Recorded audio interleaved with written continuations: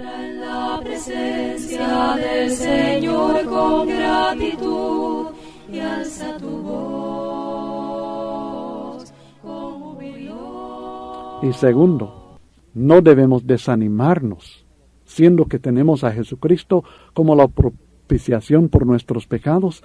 No debemos desanimarnos o perder toda esperanza cuando cometemos pecado. No hemos perdido nuestra comunión con el Padre si andamos en luz, porque esta propiciación nos mantiene en comunión con el Padre. Su sangre nos limpia y tenemos comunión. Otros textos, como Romanos capítulo 3 y el capítulo 4, explican más sobre la recepción de esta maravillosa bendición por aquellos que todavía no están en Cristo. Aquí no estamos tratando esto, porque el apóstol Juan no trata esto. Él enfoca esta bendición para los cristianos. Comenzamos esta sección del estudio en el capítulo 1 y el versículo 8. Y este párrafo del 1:8 al 2:2 trae el tema manteniendo la comunión con Dios cuando cometemos pecado.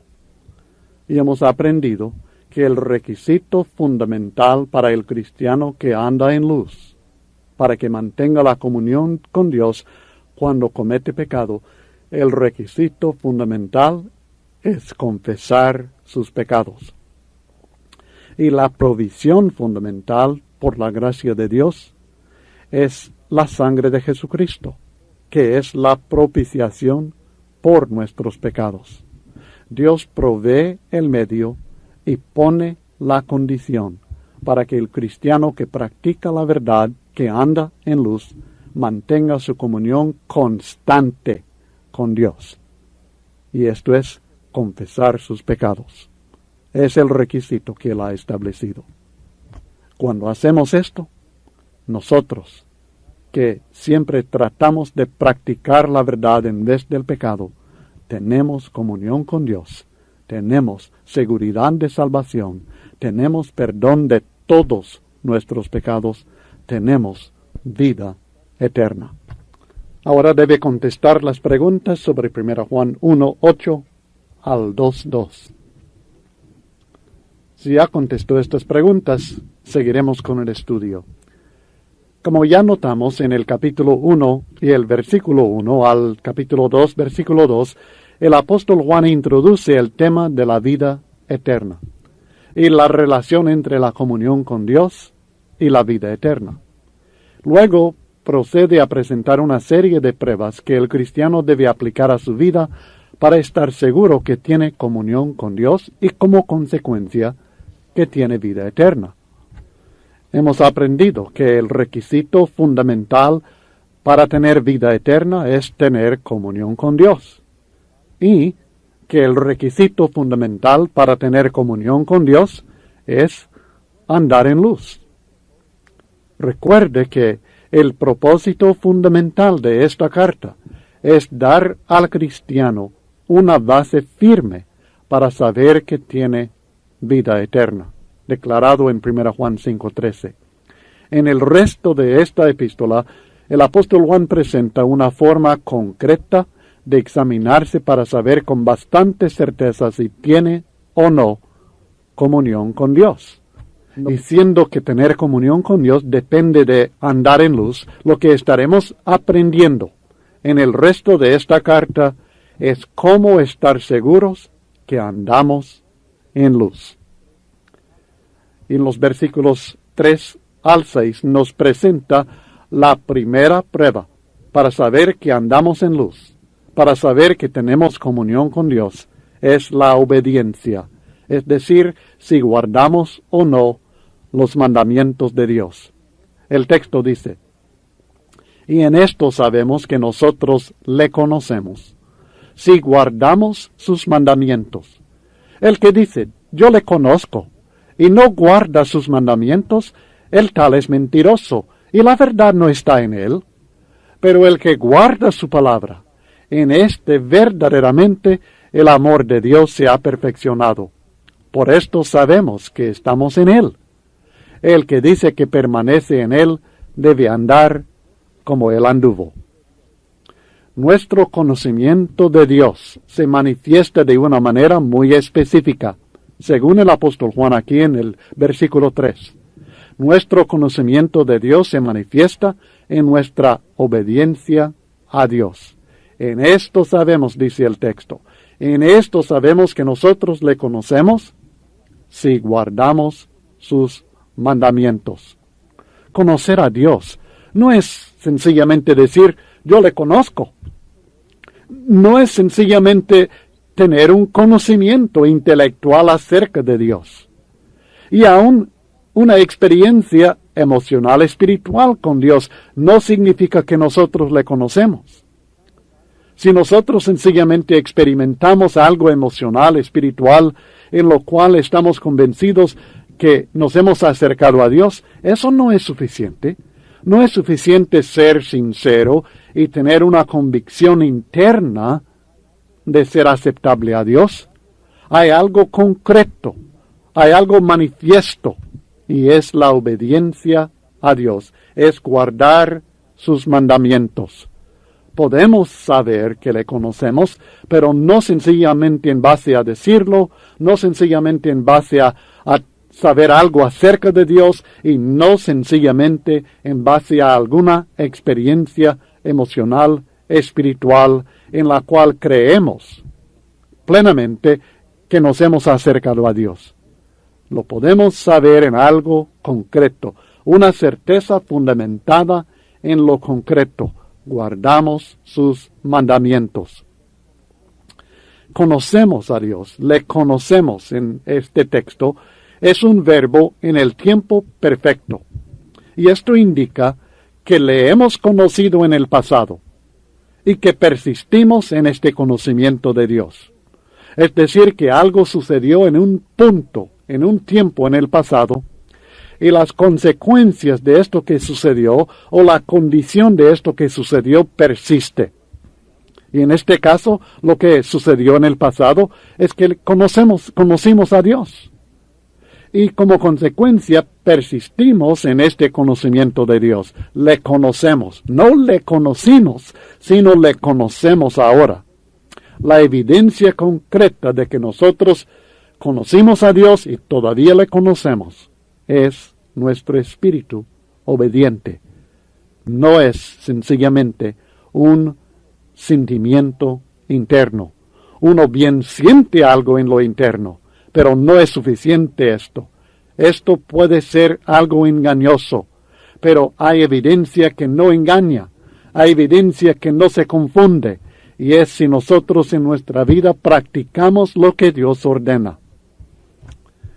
Cuando la Biblia habla de conocer a Dios, está incluyendo no solamente información acerca de Dios, sino una relación íntima con Dios, es decir, la comunión con Dios. Note lo que estudiamos en los versículos 6 y 7 del primer capítulo. Si decimos que tenemos comunión con Él, si decimos que tenemos comunión con Él y andamos en tinieblas, mentimos y no practicamos la verdad. Estar en Dios, conocer a Dios, tener comunión con Dios. Todo esto está incluido en el concepto bíblico de conocer a Dios. Es un conocimiento que se basa en una relación de comunión, de compartir nuestra vida con la suya. Cuando Jesucristo dice en Juan capítulo 10 y el versículo 14, yo soy el buen pastor y conozco mis ovejas, y las mías me conocen. No sencillamente está diciendo yo sé quiénes son, sino que tienen una relación. Así como el Padre me conoce, dice en el versículo 15, y yo conozco al Padre. No solamente está diciendo que Dios tiene conocimiento de mis atributos o de mi enseñanza, sino que compartimos nuestra vida, estamos en comunión. En Mateo capítulo 7 y el versículo 23 encontramos a personas que conocían a Jesucristo en el sentido intelectual de la palabra. Ellos hablaban en nombre de Jesucristo, profetizaban en su nombre, echaban fuera demonios en su nombre y hacían milagros en su nombre, pero Dios dice en Mateo 7:23, o Cristo dice, apartaos de mí, hacedores de maldad, nunca os conocí, no los conozco. O sea que no tenemos nosotros esta relación de comunión unos con otros. No estamos en comunión. Decir, le conocemos, es decir, estoy en comunión con Dios. Usted puede saber mucho acerca de Dios sin estar en comunión con Dios. ¿Cómo puede estar seguro que está en comunión con Dios? Pues andar en luz, según 1 Juan 1:6-7. O conforme a lo que el apóstol Juan aquí en el 2, 3 y 4 y 5 y 6 aquí nos dice, la forma de estar seguro de estar en comunión con Dios es guardar sus mandamientos. Esto es un aspecto específico de andar en luz, la obediencia. El que conoce a Dios le obedece, sencillamente. El que está en comunión con Dios, el que permanece en Él, el que está en Él, el que le conoce. Estas son frases que se refieren a la misma condición espiritual. Estar en comunión con Dios, conocer a Dios, estar en Cristo, permanecer en Cristo o en Dios. Todo esto se refiere a tener comunión con Él. Estar en esta relación espiritual, íntima con el Señor. Para conocer a Dios, es necesario conocer los mandamientos de Dios. No es suficiente decir que lo que hacemos es la voluntad de Dios. Hay personas que dicen que están haciendo la voluntad de Dios, pero ignoran la verdadera voluntad de Dios. Y decir que yo hago la voluntad de Dios no significa que sea cierto. Para que sea cierto, tengo que conocer esta voluntad divina, estos mandamientos divinos, y luego hacerlos.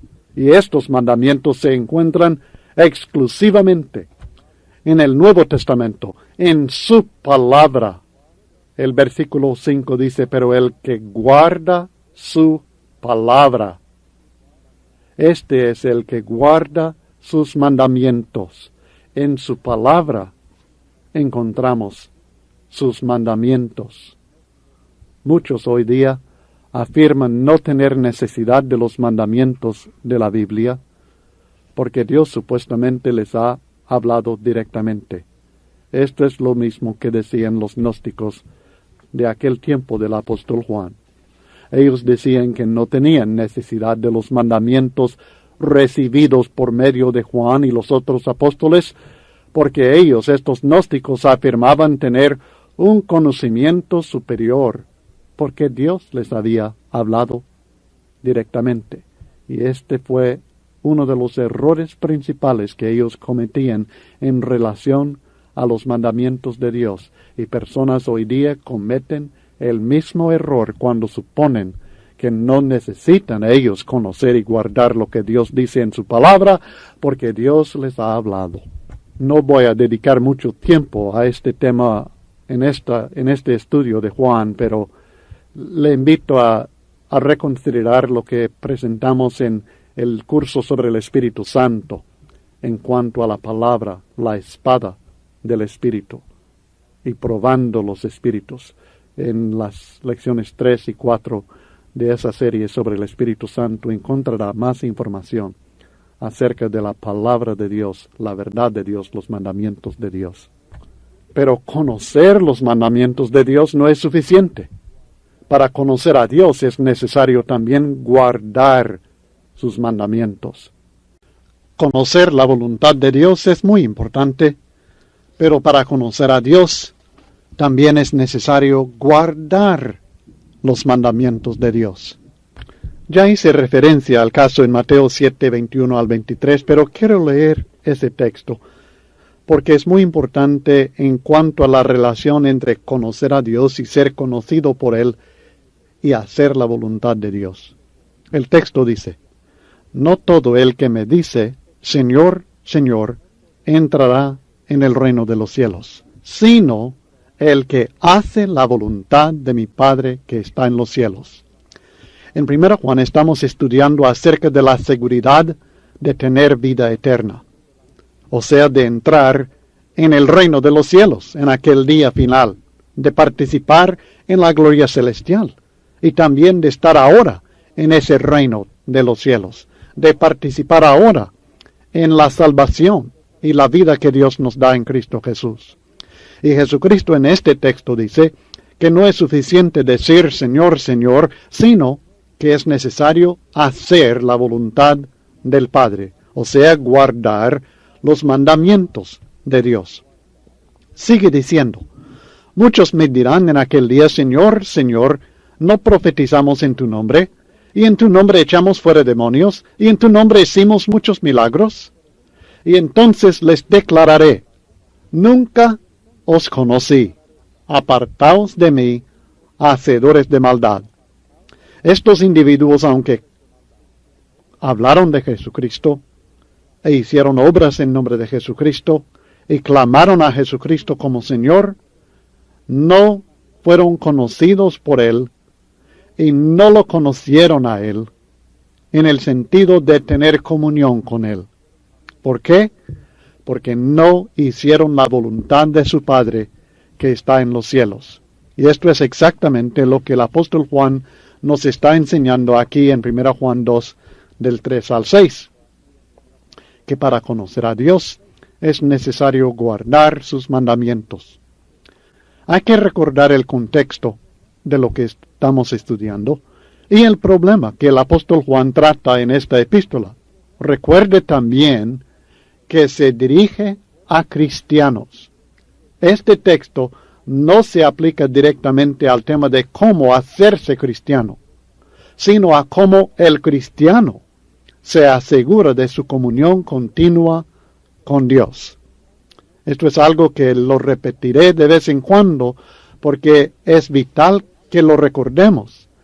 Cuando tomamos algún texto de 1 Juan y lo aplicamos para que uno sea salvo de esta forma, aunque nunca haya obedecido el Evangelio de Jesucristo, lo estamos aplicando mal. Y debemos tomar en cuenta esta enseñanza en su contexto. Aun cuando hemos entrado en comunión con Dios por medio del Evangelio de Cristo Jesús, esto no significa que necesariamente vamos a continuar en esta comunión divina. No podremos continuar en ella si rehusamos hacer lo que Dios ordena. Esto no significa que ganamos o que merecemos el derecho de tener comunión con Dios porque le hemos obedecido. Únicamente la sangre de Jesucristo puede lograr que nosotros tengamos comunión con Dios. Esto es algo que nunca podremos nosotros ganar o merecer por medio de nuestras propias obras. No obstante, lo que sí significa es que la sangre de Jesucristo no nos limpia cuando la práctica de nuestras vidas es la rebeldía o la desobediencia a Dios. Desobedecer a Dios es paralelo a lo que dice en capítulo 1, versículos 6 y 7, acerca de andar en tinieblas. Si decimos que tenemos comunión con Él y andamos en tinieblas, mentimos y no practicamos la verdad. Si decimos que le conocemos y no guardamos su palabra, tampoco tenemos comunión con Dios. No estamos en Él, no le conocemos. Desobedecer a Dios es andar en tinieblas. Cuando habla de guardar sus mandamientos, no significa que en todo momento los guardamos perfectamente. Esto es algo que ninguno lo hace. No estamos hablando de sujetarnos nuevamente al requisito impuesto por la ley del Antiguo Testamento. Cuando hablamos del requisito de guardar los mandamientos de Dios en 1 Juan capítulo 2, el requisito de la ley fue la obediencia perfecta a todo mandamiento en todo momento. El requisito en 1 Juan capítulo 2 es la práctica de su vida. Es que en su vida practique la obediencia. No se trata de una obediencia perfecta. Dios hace provisión para las fallas, o sea, los pecados de sus hijos obedientes.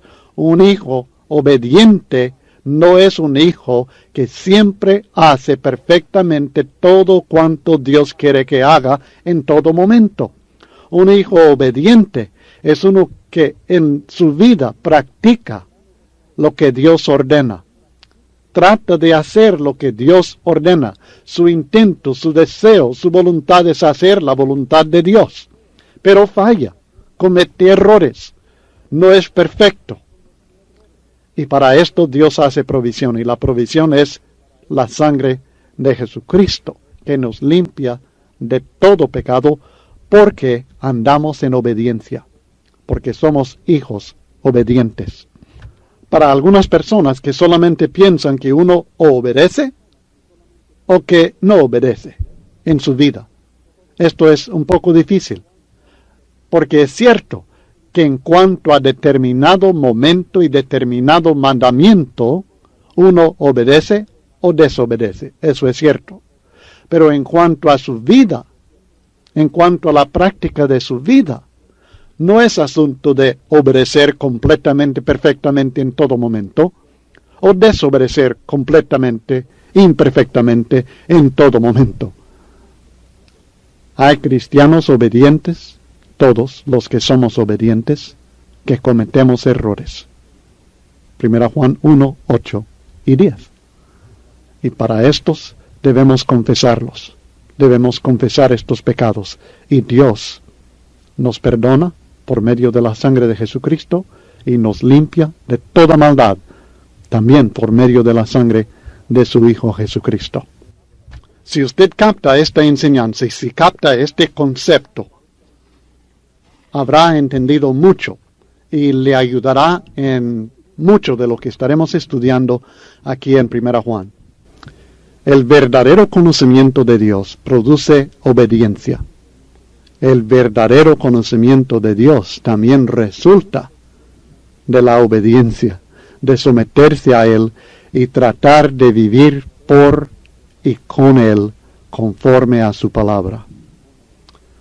Cuando nosotros decimos que le conocemos, nuestra veracidad se manifiesta en nuestra obediencia a los mandamientos de Dios.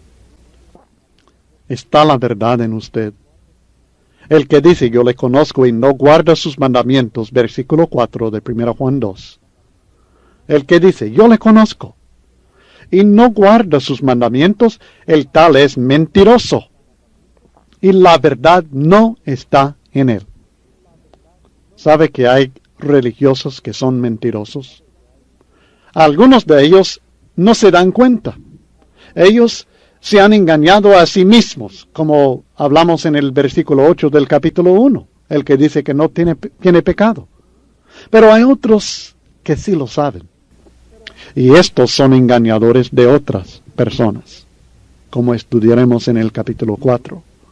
Aquellos que son mentirosos y lo saben, pero ambos son mentirosos.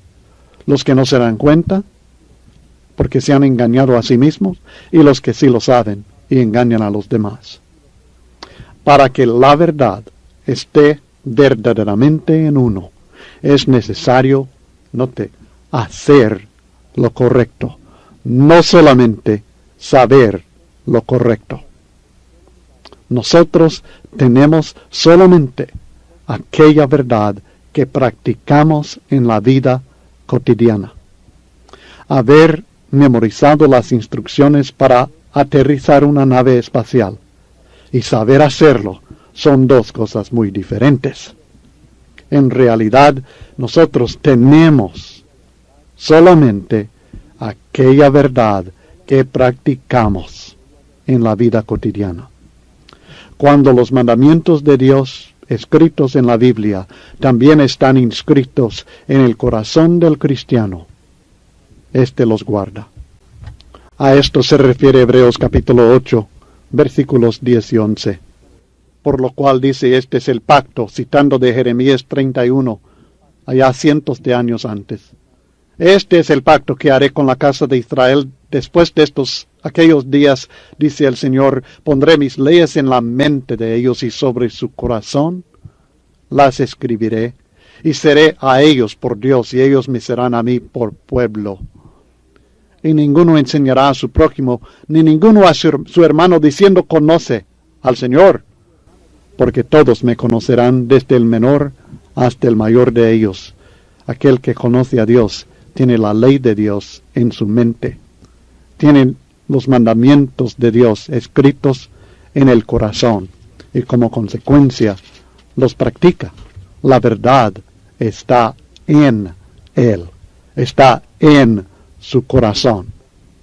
Aún así, esto no significa que guardamos perfectamente en todo momento todo cuanto Dios nos manda, pero esto es la meta que tenemos, esto es el anhelo que tenemos, es lo que deseamos hacer exactamente lo que Dios dice en todo aspecto, en todo asunto, en todo momento. Esto es la meta. Esto debe ser la meta de un cristiano. Es la meta de uno que tiene la ley de Dios escrita en su corazón. Eso es el significado de tener la verdad en uno. Es que uno ama la verdad, acepta la verdad, cree la verdad, practica la verdad. Y si no entiende perfectamente la verdad, la desea entender perfectamente. Si en algo falla en cuanto a su práctica de la verdad, no es porque quiere hacerlo, sino por su debilidad humana o por su falta de conocimiento. Y sabe que le falta conocimiento, por tanto sigue estudiando. Su anhelo es guardar perfectamente en todo momento todo cuanto Dios le manda, aunque sabe que no lo hace. Y por eso apela a la maravillosa gracia de Dios y la preciosa sangre de Jesucristo. En estos primeros versículos de 1 Juan, hemos notado ya 4 mentiras. Y son, primeramente, decir que tenemos comunión con Dios mientras andamos en tinieblas. Eso es mentira. 1:6. También decir que no tenemos pecado, 1:8. Y decir que no hemos pecado, 1:10. Y luego en el versículo 4 del capítulo 2, decir que conocemos a Dios mientras no guardamos sus mandamientos. Eso es mentira, es engaño. En el versículo 5 declara, pero el que guarda su palabra, en este verdaderamente el amor de Dios se ha perfeccionado, por esto sabemos que estamos en él. El impacto del amor de Dios en nosotros se manifiesta de una forma muy específica, muy concreta.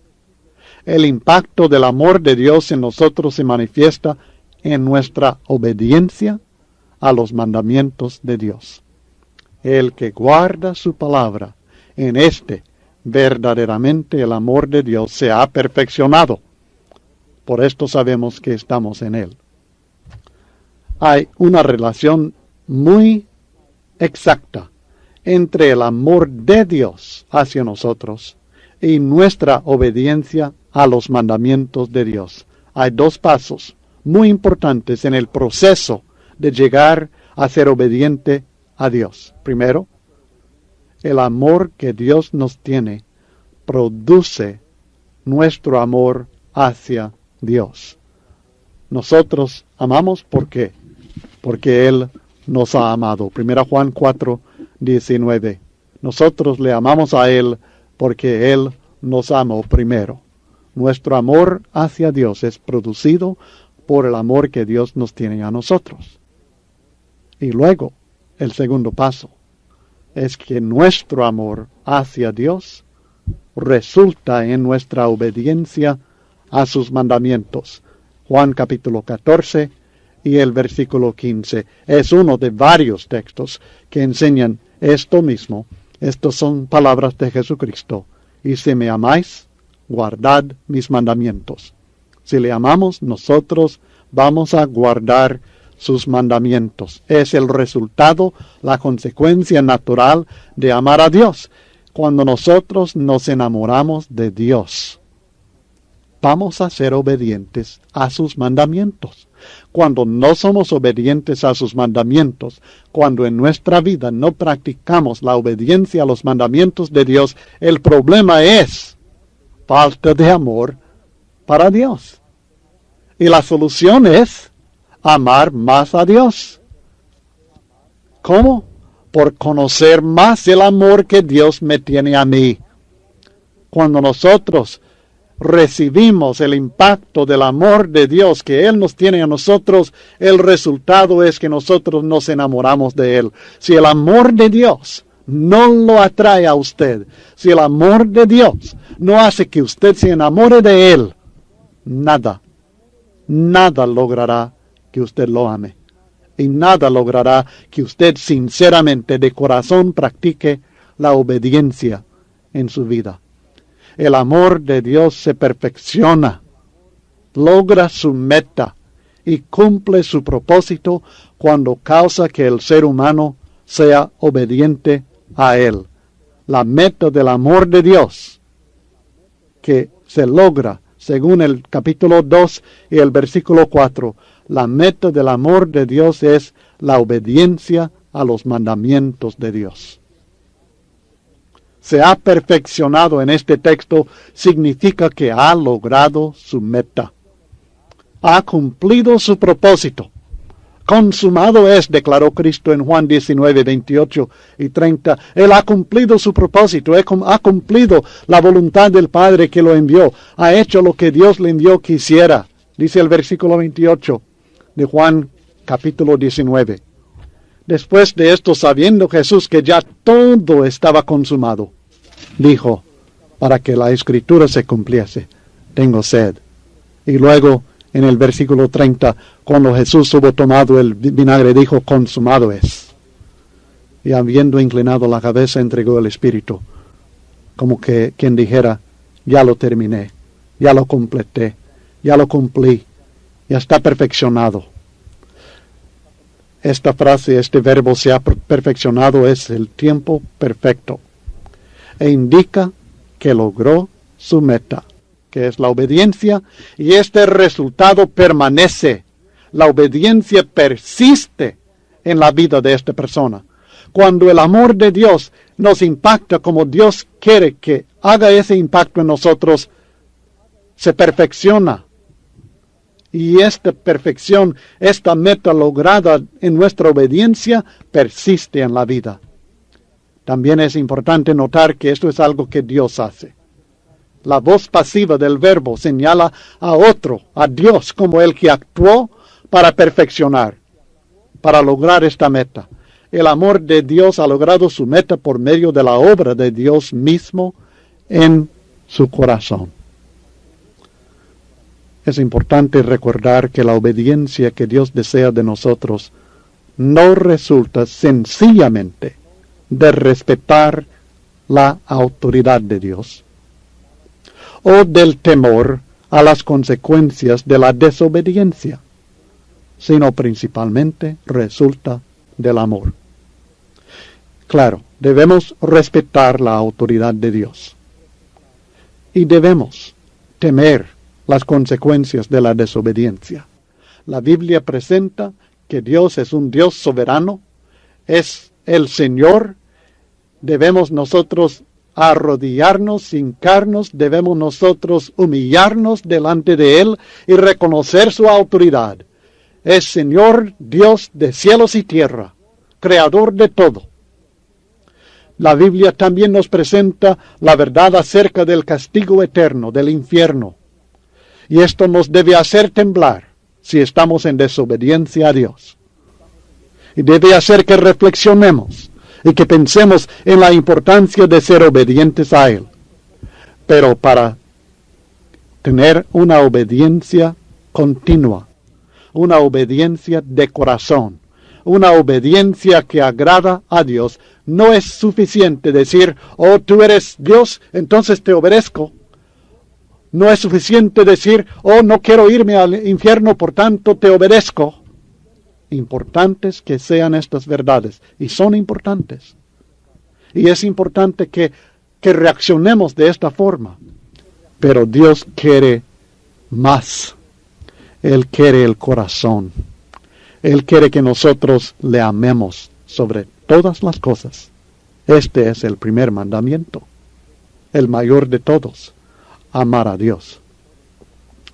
Y esto es lo que Dios, por medio de su amor, trata de lograr en su vida y en la mía, que le amemos. Y si le amamos, la consecuencia será siempre la obediencia.